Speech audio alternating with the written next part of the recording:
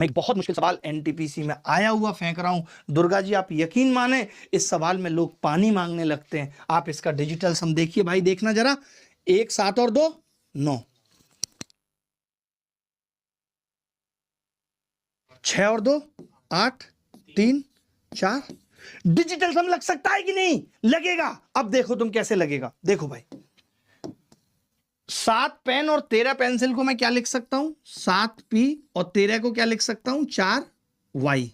X Y ले लेता हूं। 7x प्लस 4y बराबर 8 और 1 9। कितना बच गया जी? 2।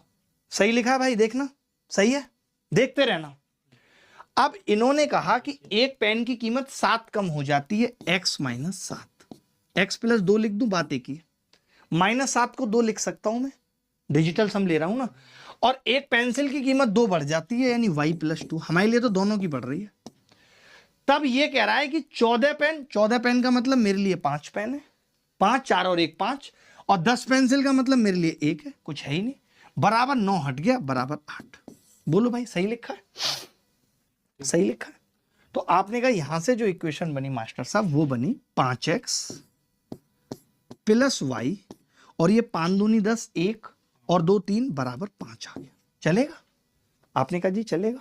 अब आपने कहा कि जी ऐसा कर लो, या तो इसको 4 से भाग कर लो जैसे आपको ठीक लगता है, या फिर इसको 4 से गुणा कर लो। तो 4 से गुणा करूंगा, 4 पंजे 20, 2 प्लस 4y बराबर 2। चलेगा? आपने कहा कि जी यहां से ये घटा दूं तो 5x बराबर कितना आ रहा है? 0। यानी x तो 9 आ गया। ये बात है, 0 तभी आ सकता है, x 9 आ गया। यानी कि x 9 आ गया तो 9 पेन तो पहले से ही थे। वैसे भी मुझे इसकी जरूरत नहीं थी, इसकी जरूरत मुझे थी नहीं। वैसे भी आप अगर ध्यान से देखोगे तो इसकी जरूरत मुझे थी नहीं 9 पेन की। मुझे तो पेंसिल ही निकालनी थी, y की वैल्यू ही निकालनी थी, y की।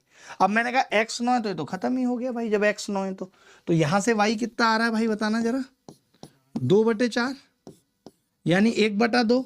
1/2 बोले तो 5 से गुणा कर लेंगे, 5 आ गया डिजिटल सम y का। अब y 5 7 35, 35 मतलब 8, 8 मतलब 20 द करेक्ट आंसर। बोलो भाई।